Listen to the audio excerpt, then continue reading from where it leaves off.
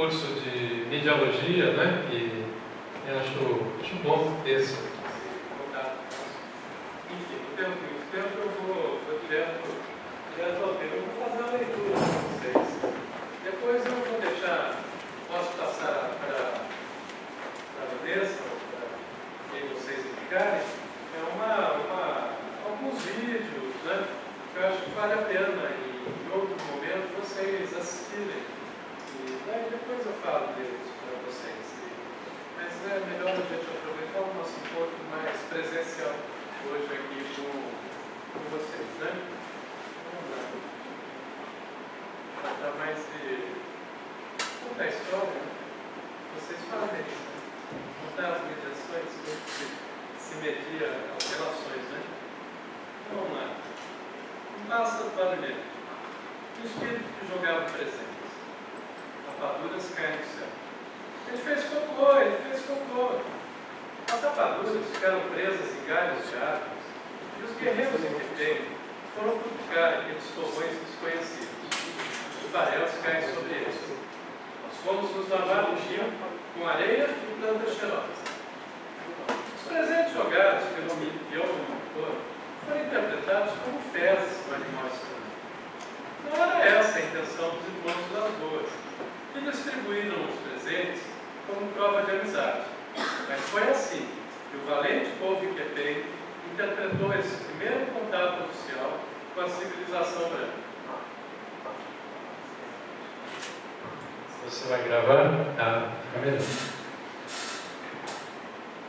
Está tudo documentado em um filme colorido, realizado na década de 1960.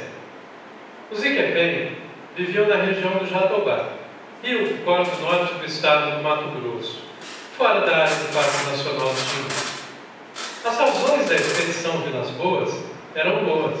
Queriam estabelecer um primeiro contato, proteger aquele povo, levá-los para um lugar seguro. Tinham pressa, pois as madeireiras, pecuaristas, depois da soja, se aproximariam com força avassaladora. Ao mesmo tempo que gesticulavam e nos ameaçavam com paus e flechas, foram recuando. Depois apareciam mais, gritando, falando todos juntos uma língua estranha. Davam a impressão de que nos mandavam embora, diz o narrador do filme. 40 anos depois, os iquepengue apresentam sua versão em filme longa-metragem. Vídeo nas aldeias. Uma experiência desenvolvida há anos, desde 2005, Ponto e Pontão de Cultura. Povos indígenas de diferentes regiões do Brasil formam os seus próprios cineastas.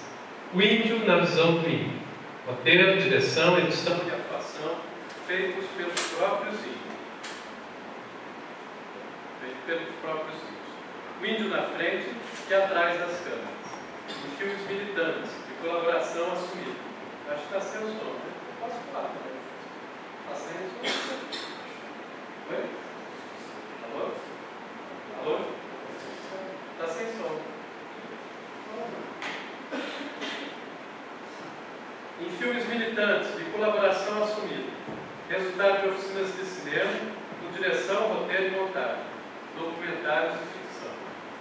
O Maré Iquepengue, diretor do filme Meu Primeiro Contato, apresenta um outro olhar sobre aquele encontro e oferece a perspectiva do seu povo.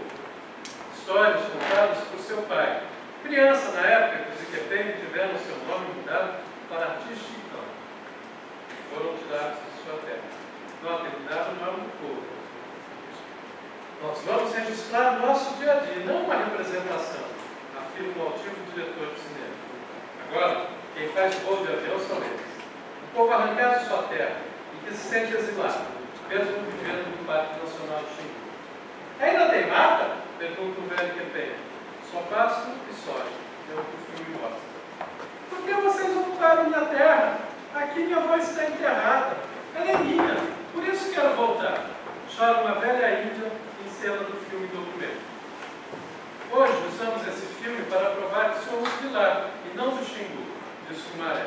A gente ganha prêmio e com recurso financeiro fazemos mais filmes, em todo o campo. Registramos invasões da terra indígena, madeireiros, garimpeiros, pescadores, reuniões importantes. Complementa o diretor do filme. Fazer o filme é ativar a memória hoje. Cada velho índio que morre é uma enciclopédia que se perde. Por isso, filmamos o momento. Foram os mais velhos, por terem vivido o primeiro contato, e escolheram as cenas a serem registradas, argumentam os cineastas do vídeo nas alturas. Esse e outros filmes são uma realidade em pontos espalhados pelo país. Talvez nenhuma grande rede de cinema o coloque em exibição, mas eu vi. Foi na aldeia dos Iquepé, junto com tantos outros cineastas indígenas, no meio da floresta. Os Iquepé continuam querendo voltar para a sua terra e se preparam para isso. Aprendem a fazer filmes e enviam seus filhos para a universidade. Um deles faz mestrado em educação ambiental. Quando regressam à aldeia, tiram as roupas, pintam seus corpos e militam no Movimento Jovem Independente, MJI. A cada 2 meses, saem do Xingu em pequenos barcos, navegam silenciosamente pelo rio Jatobá e vão plantando sementes e mudas de árvores em suas margens. Um pouco mais de 300 pessoas, esse povo resiste com sua guerrilha ambiental e cultural e não perde a esperança. Eu pensei em fazer essa leitura com vocês, curso de Mediologia, para dizer que esse é um processo que está acontecendo. Não sei se vocês já ouviram falar do vídeo das aldeias, alguém já assistiu os filmes. Isso é um processo que tem sido desencadeado pelo Brasil de uma forma muito intensa nos últimos anos. São vários povos que têm os seus filmes, há toda uma série de filmes, alguns premiados, inclusive, pelo Festival de Gramado. E ele parte dessa necessidade da fala na primeira pessoa, na voz do menino. Ele vai até num sentido mais amplo. É a fala do jovem da favela na voz do jovem da favela. A fala do quilombola na voz do quilombola. A fala do sem terra na voz do sem terra. E por que é necessário? Por que esse processo acontece de forma tão intensa? Vamos voltar ali para os indígenas, no caso do Iquepé, é um povo que foi absolutamente aviltado. Até o nome dele, enquanto povo, foi retirado. Vocês imaginam o que é mudar o nome de um povo. O lugar foi retirado. E como que eles conseguem recuperar essa base de cultura, seu ponto de referência, seu ponto de identidade, as suas raízes? Está exatamente no suporte da oralidade, por excelência, que é o audiovisual. E assim eles vão se reafirmando. E essa necessidade que a gente vê também espalhada pelo país em centenas de lugares, se tivesse mais tempo aqui, eu contaria diversas outras histórias que eu acompanhei, presenciei. A favela de Fortaleza, que eles fizeram uma cidade cenográfica, fizeram um filme longa-metragem, e como eles não tinham equipamento de cinema, eles tiveram que construir.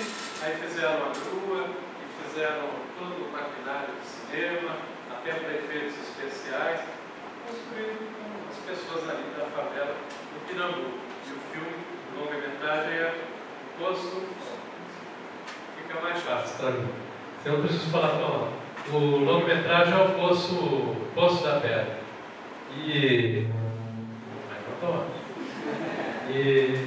E assim a gente pode ver diversos outros movimentos. Com os indígenas, isso faz parte de um fenômeno que tem ocorrido com muita força aqui no Brasil, que seria a etnogênese, um renascimento étnico. Para que vocês tenham uma ideia, no censo de 1991, a população indígena brasileira era inferior a 300 mil habitantes. No de 2000, superou 500 mil. E agora, no de 2010, chegou próximo de 800 mil. Por que isso? De certa forma, as condições de vida dos povos indígenas têm melhorado em diversos aspectos, e eles também têm uma natalidade mais alta, No entanto, só isso não explicaria esse crescimento populacional. O que explica é que a partir de 2000, o censo passou a ser autodeclaratório. E aí povos que eram tratados de uma outra forma, e, por exemplo, na Constituição Estadual do Ceará de 1946, foi decretado que não havia mais índio no Ceará.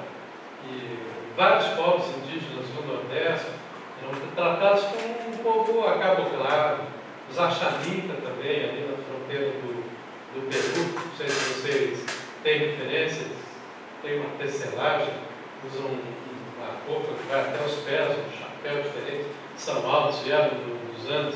Quem assistiu o filme Fitzcarraldo, ele foi estrelado ali com os índios Verzói, né? Ele foi com índios Axanica, né? Eram considerados camponeses, eram chamados até de campa, como aqui o Tichicão e Quepente, né? E de repente eles se ressignificaram, conquistaram sua terra indígena e tudo mais. Esse é um processo de autoafirmação. De autoafirmação e de construção da identidade. Agora, ele só é possível acontecer quando se percebe, quando se visualiza o rosto no espelho. Tem na teoria do Lacan, não sei se vocês trataram aqui no curso de vocês, em algum momento, Lacan foi um psicanalista muito importante, aí no começo do século XX, e ele desenvolveu uma teoria que é a teoria do espelho. Ele percebeu que o desenvolvimento da personalidade humana tinha um momento muito significativo, tem um momento muito significativo, que é quando a criança vê a sua imagem refletida no espelho e reconhece aquela imagem como dela mesma. E aí ela desencadeia um outro processo de desenvolvimento. Pois bem, se a gente jogar para a sociedade, para as sociedades contemporâneas, nós vamos perceber que esse direito da imagem refletida no espelho, ele não se realiza. O povo, quando é retratado pelos meios, né, de interpretação da realidade, ele é retratado de forma estereotipada ou folclorizada. E alguém já disse, folclore é a cultura em conserva. Quem disse isso foi o Roger Bastide, um antropólogo que ajudou na fundação da Universidade de São Paulo, da USP. É um som estranho. Acho que está tendo uma reverberação, não sei, está tremendo. E esse sentido da possibilidade de se perceber enquanto parte de uma cultura viva, de uma cultura dinâmica, de uma cultura pulsante, que seja fluxo e não estrutura, ele é um elemento fundamental na construção de um outro processo identitário.